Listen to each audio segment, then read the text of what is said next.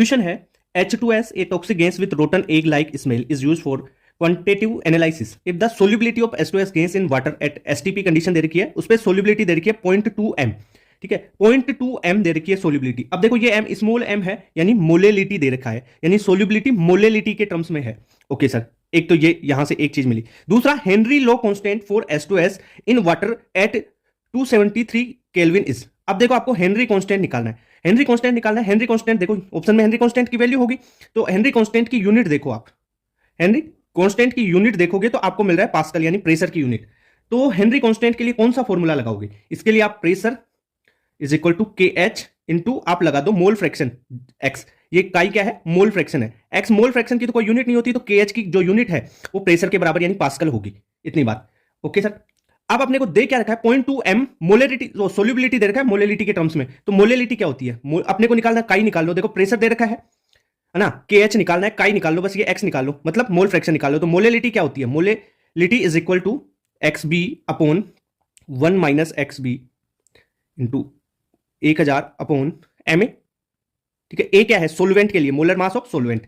ठीक है, मोलेलिटी कितनी दे रखी है? 0.2 is equal to X B, अपने को निकालना है 1 minus X B 1000। M A क्या है? देखो molar mass of solvent, solvent यहां पे वाटर दे रखा है, वाटर का मोलर मास कितना होता है? 18 होता है। तो यहां से आप एक्स बी निकालोगे। ठीक है, एक्स बी यहां से निकालोगे और क्या करोगे? ये जो फॉर्मूला आपका भाई pressure is equal to K H into X B, यहां पे इस एक्स बी को पुट करोगे यहां से निकाल के। ओके सर, अब देखो प्रेशर क्या रखोगे? प्रेशर क्या रखोगे? प्रेशर दे रखा है, एसटीपी कंडीशन दे रखी है 1 atm। एसटीपी कंडीशन पे 1 atm standard temperature and pressure, तो प्रेशर क्या होगा? 1 atm ही तो होगा एसटीपी पे। तो प्रेशर दे रखा है तुम्हारे को 1 atm, और अपने को पूछा है पास्कल में, तो 1 atm बराबर कितना होता है? 101325 पास्कल। ठीक है, इतना होता है। तो आप प्रेशर रखोगे कितना? 101325 is equal to K H into X B. X B यहां से निकालोगे आप, एक्स बी निकाल के यहां पे रखोगे ना, ये वाला एक्स बी, ये वाला एक्स बी यहां पे रख दोगे यहां से निकाल के, है ना। तो के एच की वैल्यू आपके पास आएगी 2.78 इंटू 10⁻7 पास्कल। ठीक है, एक्स बी की वैल्यू यहां से निकाल लोगे तुम। ठीक है, कैसे निकालोगे?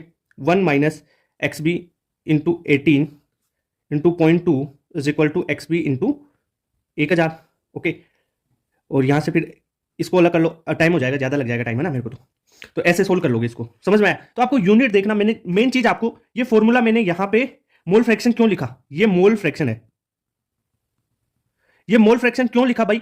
यहां पे जो केएच की यूनिट है ना, उसको देख के लिखा है मोल फ्रैक्शन। देखो केएच की यूनिट में पास्कल है, तो आंसर आपका 4 है ना आंसर। तो देखो पास्कल है, पास्कल क्या है? प्रेशर की यूनिट, इसलिए केएच पी बराबर केएच इंटू काई लिखा है। समझ में आई चीज? ओके, चलो ठीक है, नेक्स्ट क्वेश्चन करते हैं।